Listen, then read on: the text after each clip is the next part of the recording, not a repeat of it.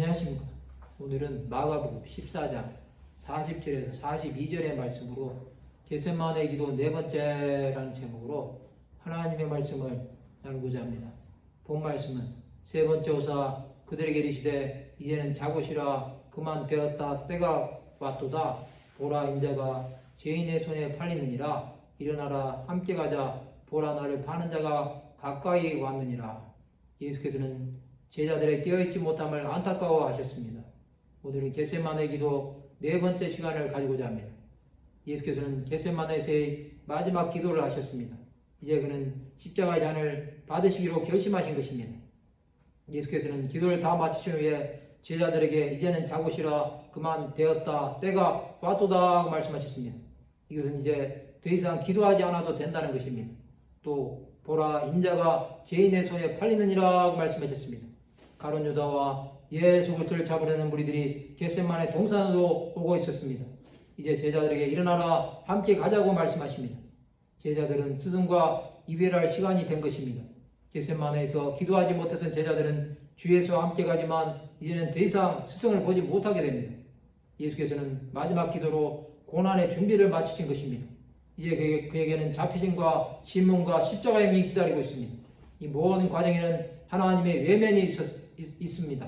그러나 하나님께서는 인류 구원을 위해 이 시간을 잠시 허락하신 것입니다. 하나님과 사람 사이의 중보자는 예수 그리스도 한 분 외에는 없습니다. 그의 죽으심으로 죄와 사망의 법은 끝나는 것입니다. 이제 더 이상 죽음 때문에 애통해야 할 이유가 없어진 것입니다. 주 예수 그리스도는 탄생부터 십자가를 지시고 죽으심까지 그의 모든 일생이 십자가를 향해 가고 있었습니다. 그는 공생의 사역을 감당하실 때도 십자가를 지시고 죽으실 것을 3번에 걸쳐 예언하셨습니다. 또 그 후에 부활을 말씀하신 것입니다. 그는 하나님의 뜻을 알고 계셨기에 십자가의 길을 담대히 가실 수 있었던 것입니다. 예수 그리스도의 제자들은 아무것도 깨닫지 못했으나 그와 동행했던 것입니다. 그들에게는 깨닫지 않을 만한 작은 믿음이 있었습니다. 예수께서는 죽음의 끝까지 가셨지만 죽음을 이기시고 승리하실 때까지 그 모든 과정을 신무가심으로 참아내신 것입니다. 겟세마네 기도는 주 예수의 자신을 낮추심의 극치입니다. 또 하나님과의 마지막 만남입니다. 이제 세상을 떠나시는 그는 더 이상 세상에 있지 않게 됩니다. 주께서 친히 죄인들의 죄를 위해 죽으시려 가시는 것입니다. 그 길 끝에는 부활의 아침이 기다리고 있습니다. 성도 여러분, 예수께서는 겟세마네 기도로 하나님께로 더 가까이 가신 것입니다. 또 겟세마네 기도로 죽음을 이기신 것입니다. 또 죄와 사망에 놓인 자기 백성들을 구원해 주신 것입니다. 이제 하나님과의 대면은 최후의 승리를 미리 보신 것입니다. 우리는 주 예수 그리스도의 기도의 의미가 무엇인지 깨닫는 자들이 되어야 합니다.